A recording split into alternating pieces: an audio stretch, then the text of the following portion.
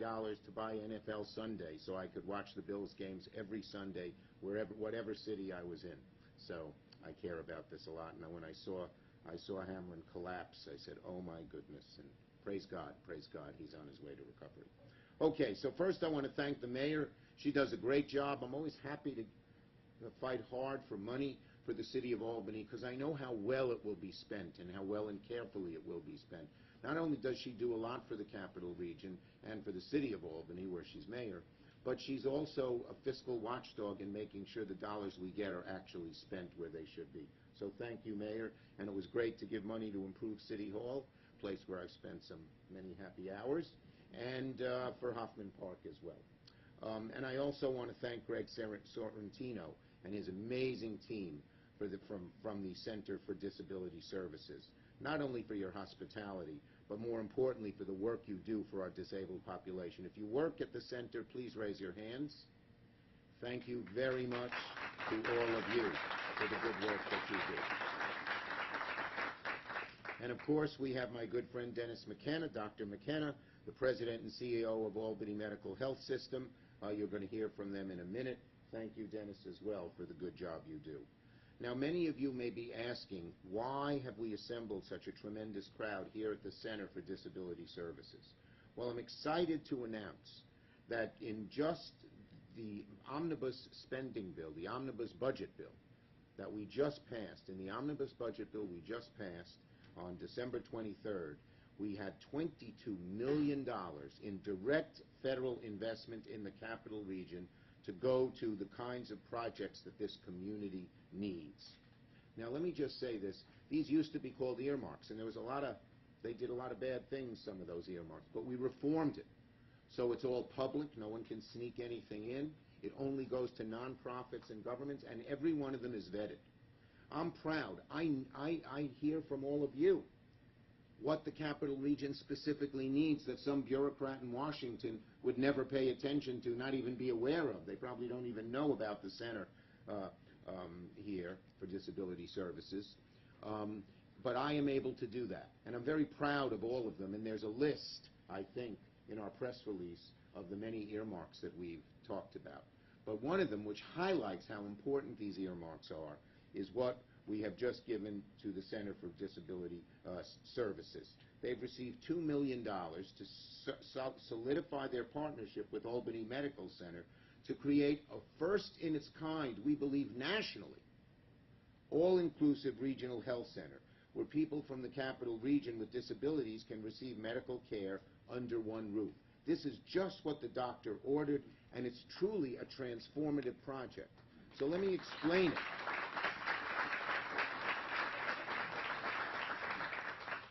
What it will do is allow the Center for Disability Services and Albany Med and other facilities throughout the capital region to fully integrate their health systems, which means that people with disabilities will not have to go to one hospital after another, to the ER over and over again, or to multiple appointments. They can just come here where they know it's safe, comfortable, and accessible. And what it means, you see, if people have rather severe disabilities, it's very hard for them to communicate what's going on. And their records are just in one place. So let's say there's an emergency and they go to another place. Those records aren't available, and the doctors or nurses or techs have to start all over again, and they don't know the full conditions. And so that means it's more expensive, of course. It's very cumbersome because people often have to go from place to place to place, but it also is bad for people's health because the records aren't available immediately. So this will allow them all to be integrated here. And the center will be able to start providing more services more easily with Albany Med here. This is a first-of-its-kind system, and it's exactly what the capital region needed. It's better health care, better quality of life, both physically and financially, so people won't have to go from place to place to place. They've got one place right here at the center, and totally integrated with Albany Med and many of our other institutions as well. The center estimates, because the records will be readily available and services provided on one roof, it not only provides better health care, but it saves money. thousands of dollars a visit by not having to run unnecessary tests and going through the same stuff all over again and again and again. For example, many of the folks that the center serves, they're nonverbal. So they face difficulties communicating to a healthcare provider about their medical history. Providers often have to start at square one when someone with these kinds of disabilities arrives at a hospital or urgent care, and it gets expensive. One MRI test, if you have to do it over and over again, just one costs $4,000. So complete medical records for patients will now be available, and it'll all be in one place.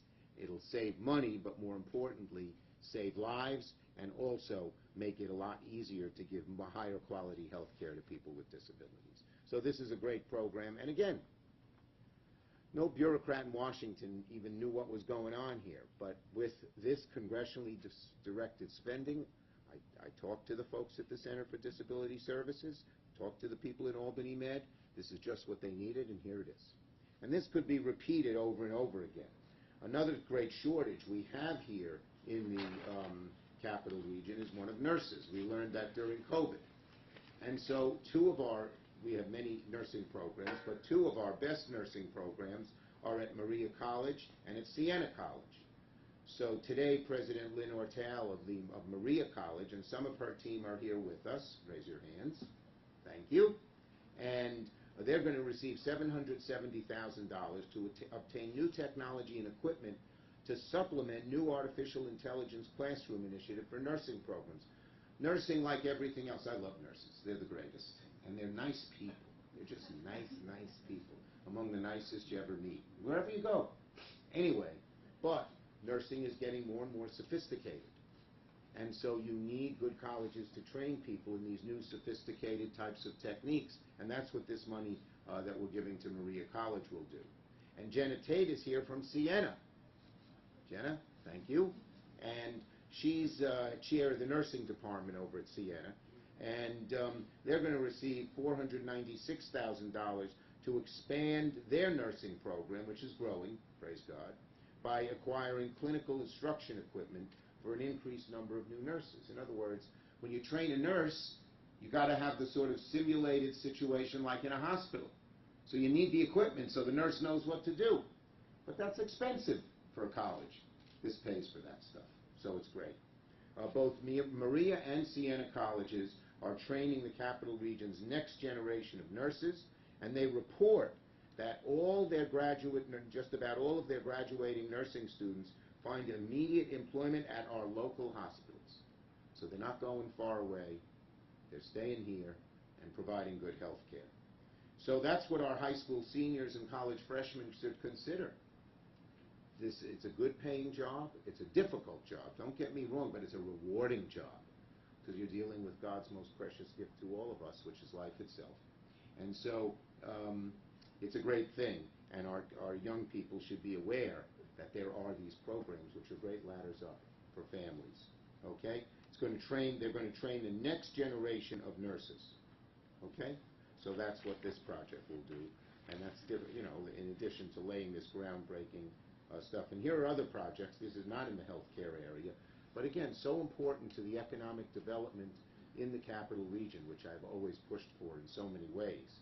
So Chris Thorncroft is here. He's director of the New York Mesonet, and Dr. Satyen Kumar, the director of the Iron Beam Lab at UAlbany. Raise your hands, doctors. Thank you. We got funding for two important projects there at UAlbany. First, we got a $900,000 grant last year. Building on that success, we got another $1.3 million for the extreme weather prediction test bed that Dr. Thornton is doing at Mesonet. This is a great national system because we're getting better and better at detecting the weather. And what this does is look at the cloud levels. You'll explain this to me, but high up where they normally couldn't be seen, and it's a much better prediction of weather. So I was taken by this last year, got $900,000, another $1.3 million this year, and they used lasers to go up to the troposphere. Is that the place it goes to? Yes. That's the layer of clouds above us somewhere. And by going that high up, And looking at the cloud structure, it's a much better predictor of the weather. And it's brand new. Guess what place is leading that research and information in the whole country? U of Albany, right here in the capital region.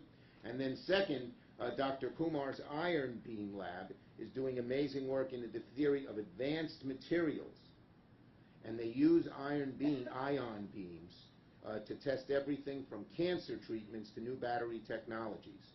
And this low-energy ion beam accelerator can test all these materials in brand new ways. It's cutting edge as well, and it's right here at the University of Albany. So these are just some of the many projects of the $22 million, in addition to the City Hall renovation and Hoffman Park. And there are many others.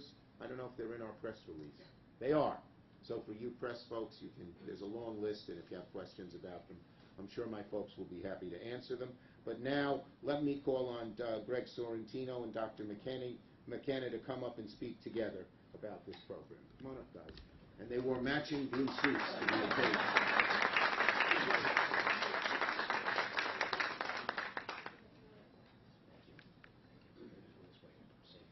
Come here. Okay. Well, I'll just start by welcoming everybody here today, our friends at U Albany and Maria College and my alma mater, Siena, so welcome to the center. Thank you, Senator, for your support in this, your leadership in this. For years, decades, honestly, individuals with intellectual and developmental disabilities have had difficulties getting access to health care. Quite frankly, it's places like the center that have been here to do it, and there's not that many clinics like what we operate here that are still operating in New York State. Our dental clinic's probably one of less than a handful of clinics throughout New York State that specialize in this population. That's just one example. And what we find, and the difficulties we find, is that we can't, as an organization, support the specialists and some of the other things that we need to do, that we just don't have enough of it and the resources to carry it. And what we're trying to do, and thankfully with Dr. McKenna leading the Albany Med System, is partner with people who have those resources, who have those skill sets, and more importantly than that, are willing to share them with us. So what you've done by sponsoring and really, I know you were a big supporter in getting the dollars for this bill, and I also thank Senator Gillibrand. I know she was involved in Congressman Tonko, yeah, all three, who's come here a number of times. What you've allowed to happen is us now to have that joint, down the road. We have a little time to get this up, but to get a joint medical record system where we now can share records and can share information. We already have a good partnership, and Dr. McKenna will talk about it, around neurology that's already in our building, and we'll talk about a potential blood lab and other things that we're doing. All of these are around trying to keep people in this building rather than having to go down the street or across the street to get emergency room or urgent care need when, quite frankly, it's not necessary. So you're right. It's a better quality of life for the individuals we support, and that's important. It is a model that we think we can replicate statewide once we get it up and running here. It gives dignity to the people that we support, and it gives us an opportunity to continue to partner with great institutions like Albany Medical Center, who thankfully are willing to partner with us to create a much better health system, which has never existed for individuals with disabilities. They have points of care, but they never had a health system, and hopefully we can build one for them, and that's going to be the win in this whole thing. So with that, I'll turn it over to Dr. McKenna. Thank you, Dr. Sorrentino. Thank you very much, Greg, for those kind words, and I want to begin by thanking Senator Schumer really for your advocacy to help deliver this grant. It really is really going to be very transformational. I'm very proud to stand here with both of you, and in particular with Greg, really to talk about partnership. I think, Senator Schumer, you referenced the fact that you want us to be good stewards of that money. You want to be sure that it's going to be spent correctly. And really, I think in order to do that, you need two things. You need something that's a mission that everyone can get behind, and you need real partnership. And if you will allow me to speak just briefly about two things that happened in the last couple of years that I think can give you confidence that we're going to be great partners. In March of 2020, when the pandemic was just beginning, it was very chaotic and it was a very scary time. And I received a phone call, and it was from Mr. Sorrentino. And he said, I want to talk about help. Now, you might think that what he was calling about was whether or not we at Albany Med and the Albany Med Health System can help them. But in point of fact, it was just the opposite. Center for Disability Services and NYSID, the New York State Industries for Disabled, reached out to the Albany Med Health System to say they want to help us with the procurement of masks and face shields to protect our frontline workers. And Greg and Maureen were the very first people to do that for us. And it was really what I think you would call, Senator, a very proud New York moment, that they were the first ones to reach out to us and help our healthcare workers, who in turn were helping to protect the community. It was really fabulous. And so for me, that was a moment where I knew we had a very special relationship with each other. Just a couple short months later, thankfully, a vaccine came out, a vaccine that was safe and effective, and now it was Albany Med's turn to turn around and help. We were designated as one of the regional hubs for the state, responsible for vaccinating 1 million people in the 8 counties of the capital region.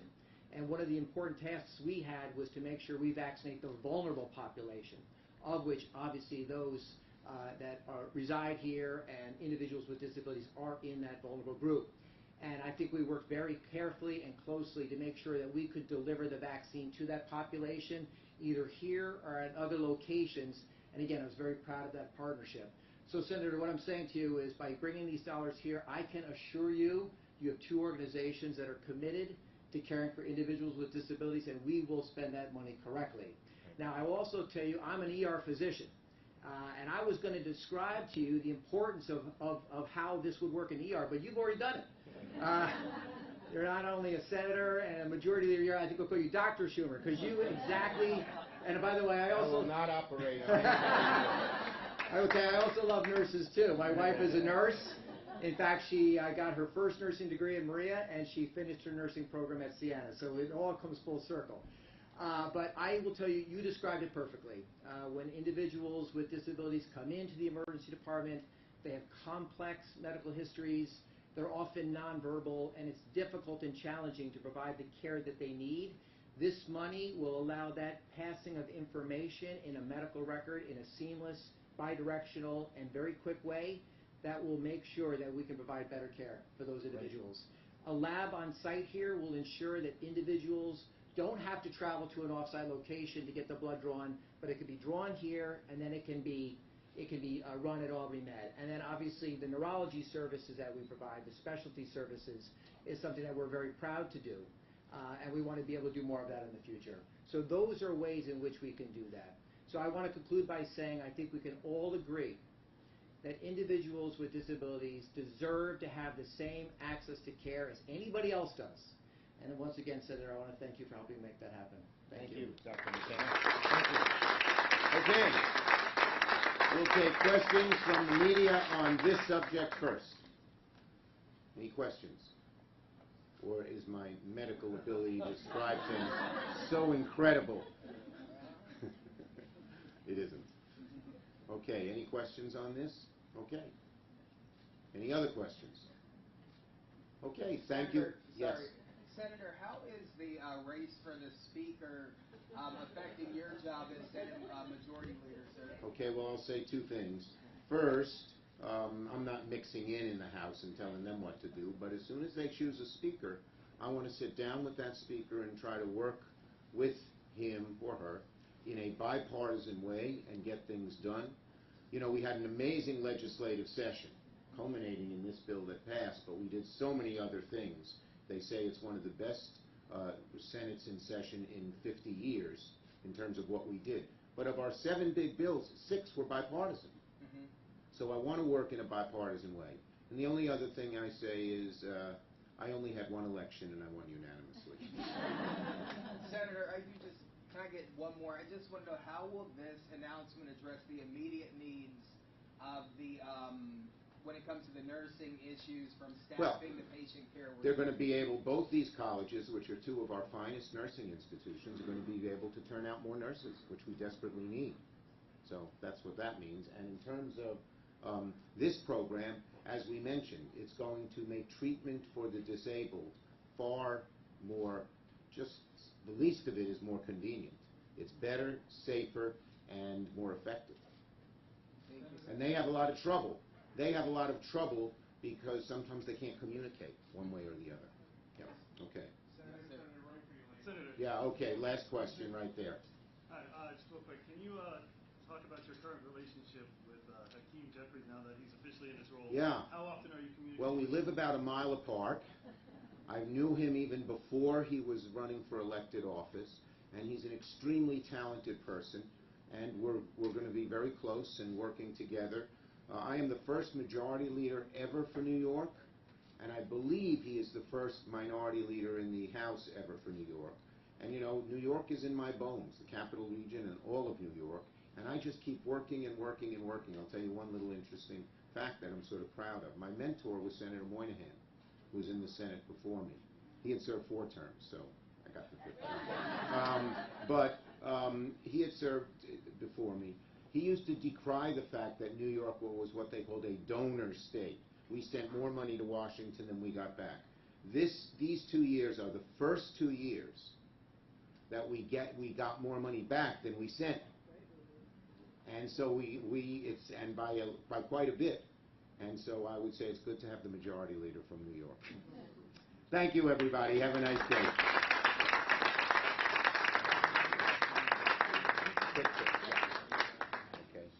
Okay. We're going to take some pictures.